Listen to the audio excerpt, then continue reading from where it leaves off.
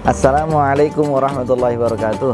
Bismillah, alhamdulillah, wassalatu wassalamu ala man la nabiyya ba'dah wa ala alihi wa sahbihi wa man tabi'a sunnata ila yaumil qiyamah. Para bapak, para ibu, teman-teman sekalian, pada momen Dzulhijjah 1443 Hijriah ini, Yayasan Nasima sebagaimana biasa mengumpulkan kurban-kurban dari para peserta didik dan orang tua murid yang didistribusikan melalui Yayasan Nasima dengan diberikan ke beberapa tempat yang telah kita putuskan. Nah, bagi para penerima atau penyalur hewan kurban, kami dari Yayasan Pendidikan Islam Nasima meminta untuk memenuhi beberapa prosedur yang perlu dilakukan. Yang pertama tentang penyembelihan. Ada adab-adab dalam penyembelihan yang perlu diperhatikan. Yang pertama, persiapkan pisau atau alat sembelih yang tajam. Yang kedua, hadapkan kiblat dengan kepala berada di sebelah kiri atau di sebelah selatan kalau kita di Indonesia. Lalu pakailah penutup. Jangan disembelih dengan cara terbuka untuk menghindari darah yang muncrat ke mana-mana. Kemudian jangan disembelih di depan hewannya yang lain.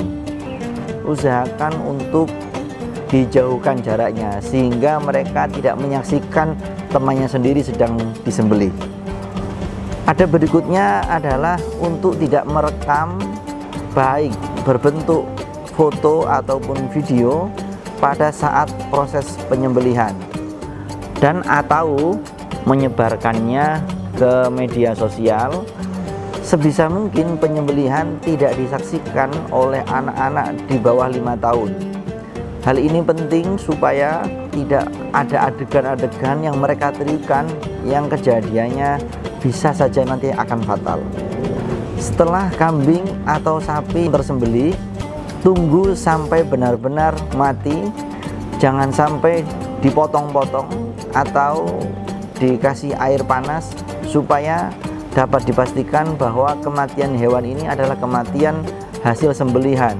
Hewan tidak cacat pada tengah-tengah proses penyembelihan. Dan saat menyembelih atau sebelum menyembelih, ketika merobohkan hewan kurban, harus hati-hati, jangan sampai mereka kakinya terkilir sehingga mereka cacat, kakinya pincang, walaupun kita tidak menyaksikan kepincangannya. Namun pada detik-detik terakhir kehidupan mereka ini, nanti jika pincang, hewan kurban bisa menjadi tidak sah. Setelah hewan sudah tersembelih, apabila panitia menerima banyak hewan kurban, jangan langsung dijadikan menjadi satu. Namun kurban-kurban sunnah, daging-dagingnya itu perlu ada yang disisihkan walaupun sedikit, misal setengah kilo atau sekilo, yang nanti diproyeksikan untuk diberikan kepada orang fakir miskin di sekitar penyembelihan tersebut.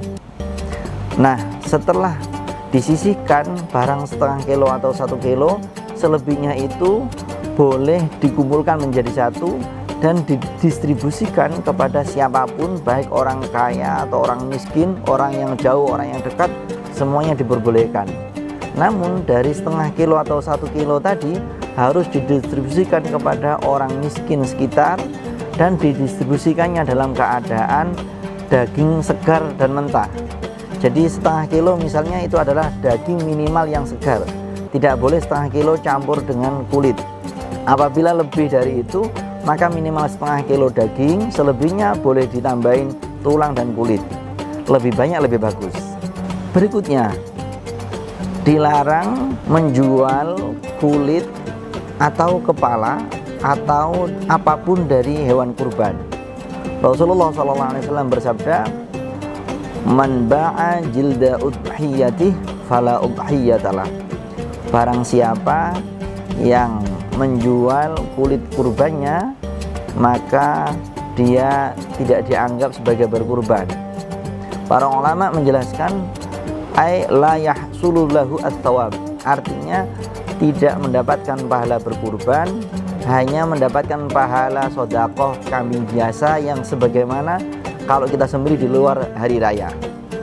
Nah, Jangan sampai amanah dari orang yang berkurban telah mengeluarkan duit yang banyak, 2,5 juta, 3 juta atau sekian, itu gara-gara panitia tidak hati-hati kemudian menjual kulit atau kepala atau apapun dari hewan kurban tersebut, sehingga menyebabkan kurban tidak sah.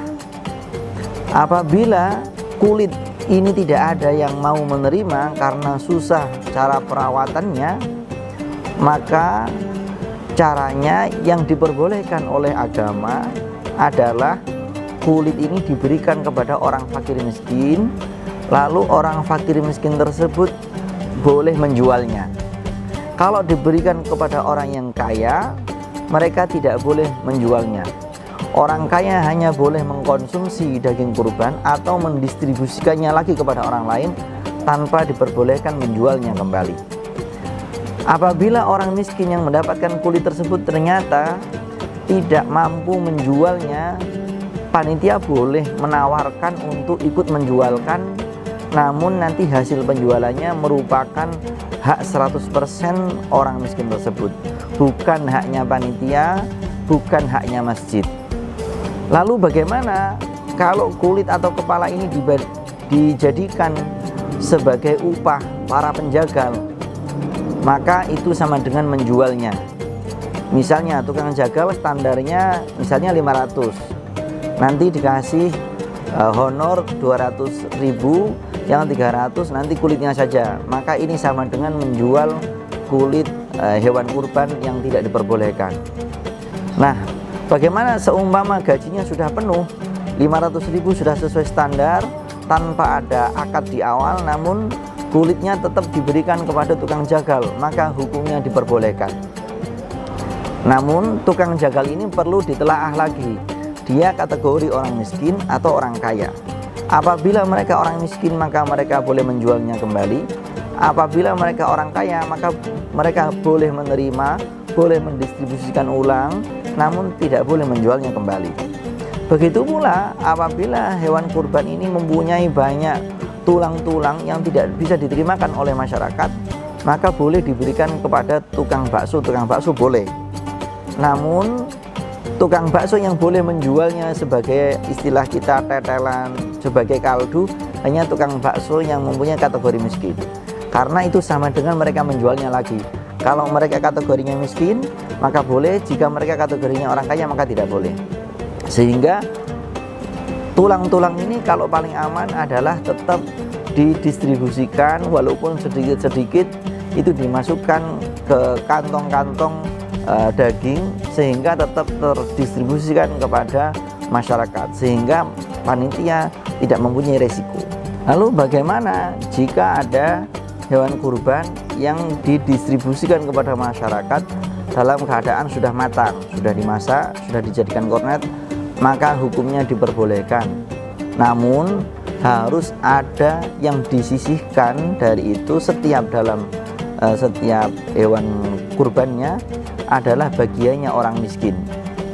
Miskinnya, setiap orang miskin bagiannya misalnya 0,5 kilo, maka yang harus dibagikan dalam keadaan segar tanpa dimasak 0,5 kilo minimal diberikan kepada orang miskin. Sisanya boleh diberikan dalam keadaan sudah matang atau dalam keadaan mentah, namun yang terbaik adalah diberikan dalam keadaan masih mentah.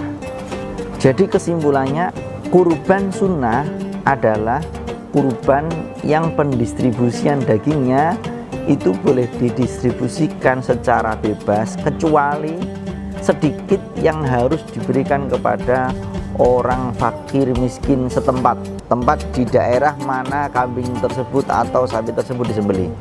Selebihnya itu boleh diberikan kepada orang yang kaya, boleh diberikan kepada orang yang berkurban selama ini kurbannya sunnah. Berbeda dengan kurban wajib. Kalau kurban wajib semuanya untuk orang miskin, orang kaya tidak boleh menerima. Dan kurban wajib hanya boleh diberikan kepada warga sekitar di mana hewan kurban tersebut disembelih. Nah, adapun orang kaya hanya boleh memakan apa yang ia terima. Jika mereka merasa mempunyai kelebihan atau terlalu banyak, kulkasnya sudah penuh, freezernya sudah penuh, mereka tidak boleh menjual daging kurban, namun mereka hanya boleh memberikan lagi kepada orang lain tanpa boleh menjualnya. Begitu pula kepala, begitu pula kulit, semuanya harus pure diberikan. Tidak boleh ada yang jadi upah, dibuat upah untuk panitia. Karena ini ada panitia, maka mereka saya kasih 5 kilo sebab dia panitia ikut susah, maka nggak boleh. Itu namanya membuat upah dari hewan kurban. Nah, langkah yang paling tepat, dari biaya operasional yang diberikan oleh Nasima tersebut memang dibuat untuk operasional, dibuat bayar jagal, panitia dan lain sebagainya. Sedangkan dagingnya harus diberikan bukan atas nama panitia, bukan atas nama tukang jagal dan lain sebagainya.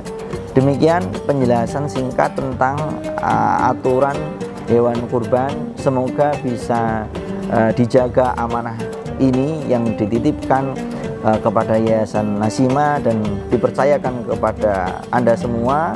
Semoga dengan amanah ini bisa menjadikan amal baik kita yang diterima oleh Allah Subhanahu wa taala. Assalamualaikum warahmatullahi wabarakatuh.